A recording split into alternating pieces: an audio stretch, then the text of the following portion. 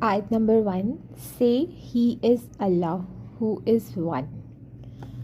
The first addressee of this command is the Prophet, peace be upon him, himself, for it was he who was asked, Who is your Lord, and what is he like? Again, it was he who was commanded to answer the question in the following words. But after him, every believer is its addressee. He too should say what the Prophet, peace be upon him, has been commanded to say. That is, my Lord, to whom you want to be introduced is none but Allah.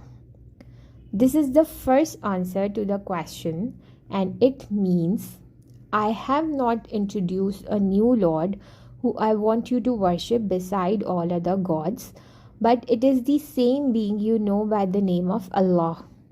Allah was not an unfamiliar word for the Arabs. They had been using this very word for the creator of the universe since the earliest times, and they did not apply this word to any of their other gods. For the other gods, they used the word Ilah. Then their beliefs about Allah had become fully manifest at the time Abraha invaded Makkah. At that time, there existed 360 idols of gods in and around the Kaaba. But the polytheists, forsaking all of them, had invoked only Allah for protection. In other words, they knew in their hearts that no ilah could help them on the critical occasion except Allah. The Kaaba was also called Baytullah by them and not Bet-illah after their self-made gods. At many places in the Quran, the polytheistic Arabian belief about Allah has been expressed. Thus, in Surah Az-Zukhruf, it has been said, If you ask them who created them, they will surely say Allah. Surah Az-Zukhruf, Ayat 87. In Surah Al-Ankabut, if you ask them who has created the earth and the heavens and who has subjected the moon and the sun, they will surely say Allah. And if you ask them who sent down rainwater from the sky and thereby raised the dead earth back to life, they will surely say Allah. Surah Al-Ankabut, Ayah 61 to 63. In Surah Al-Mu'minun, say to them, Tell me, if you know whose is the earth and all who dwell in it, they will say Allah's. Say to them, To whom do the seven heavens and the glorious throne belong? They will say to Allah. Say to them, Tell me, if you know whose is the sovereignty over everything, and who is that being who gives protection while none else can give protection against him? They will surely reply, The power belongs to Allah. Surah Al-Mu'minun, Ayat 84 to 89. In Surah Yunus, ask them, Who provides for you from the heavens and the earth? Who has the power over the faculties of hearing and sight? Who brings forth the living from the dead and the dead from the living? Who directs the system of universe? They will surely reply, Allah. Surah Yunus, Ayat 31. Again in Surah Yunus at another place, when you set sails in ships rejoicing over a fair breeze, then all of a sudden a strong wind begins to rage against the passengers and waves begin to surge upon them from every side, and they realize that they have been encircled by the tempest. At that time, they pray to Allah with sincere faith, saying, If you deliver us from this peril, we'll become your grateful servants. But when He delivers them, the same people begin to rebel on earth against the truth. Surah Yunus, Ayat 22 to 23. The same thing has been reiterated in Surah Bani Israel thus, When a misfortune befalls you on the sea, all of those whom you invoke for help fail you, but He is there to help you. Yet when He brings you safe to land, you turn away from Him. Surah Al-Isra, Ayah 67. Keeping these verses in view, Let us consider that when the people asked, "Who is your Lord and what is he like to? Whom service and worship you call us?" The answer given was, "Hu Allah." He is Allah. This answer by itself gives the meaning. My Lord is He whom you yourself acknowledge as your own, as well as the whole world's creator, its master, sustainer, and administrator, and He whom you invoke for help at critical times beside all other deities. And I invite you to His service alone. This answer comprehends all the perfect and excellent attributes of Allah. Therefore, it is not at all conceivable that the creator of the universe, its administrator and disposer of its affairs, sustainer of all the creatures living in it, and the helper of servants in times of hardship, would not be living, hearing, and seeing, that he would not be an all powerful, all knowing, all wise, all merciful, and all kind sovereign. The scholars have explained the sentence Wallahu Ahad syntactically, but in our opinion, its explanation, which perfectly corresponds to the context, is that Huwa is the subject and Allahu its predicate, and Ahadun its second predicate.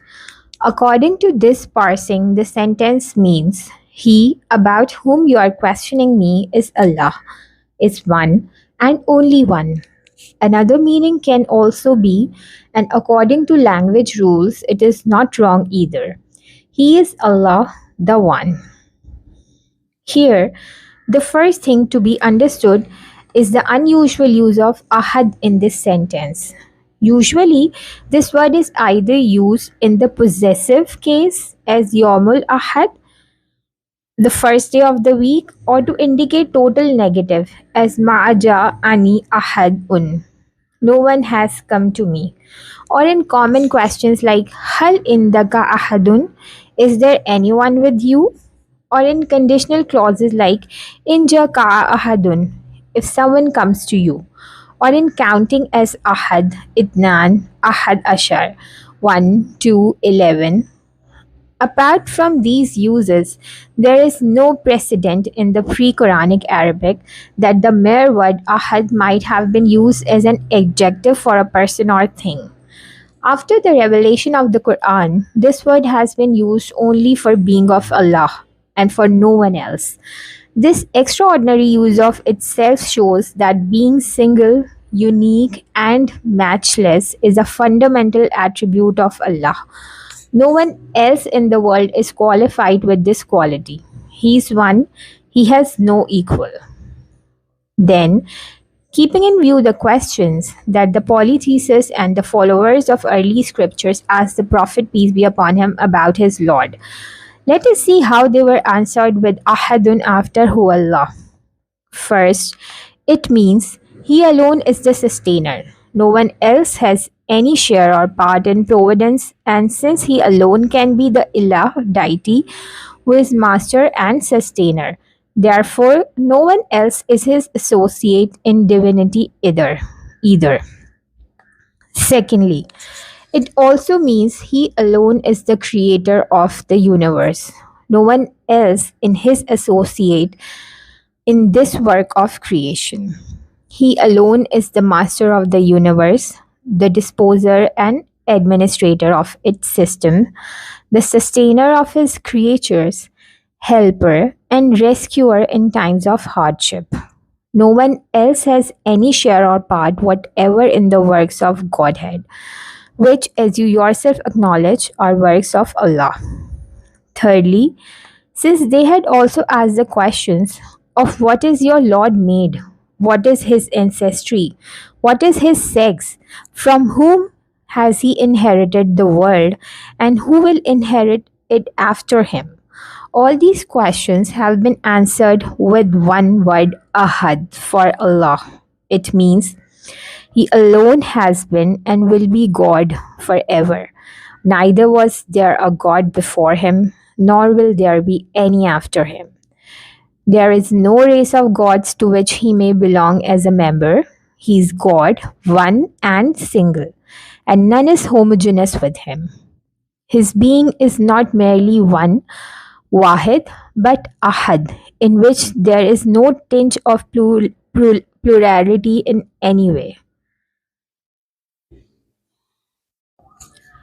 He is not a compound being, which may be analyzable or divisible, which may have a form and shape, which may be residing somewhere or may contain or include something, which may have a color, which may have some limbs, which may have a direction, and which may be variable or changeable in any way. Free from every kind of plurality, he alone is a being who is ahad in every aspect.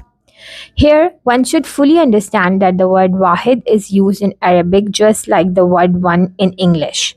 A collection consisting of great pluralities is collectively called wahid or one, as one man, one nation, one country, one world, even one universe, and every separate part of a collection is called one. But the word ahad is not used for anyone except Allah. That is why, wherever in the Quran the word Wahid has been used for Allah, he has been called Ilah Wahid, one deity, and Allahul Wahid, Al Qahhar, the one who is omnipotent, and nowhere just Wahid.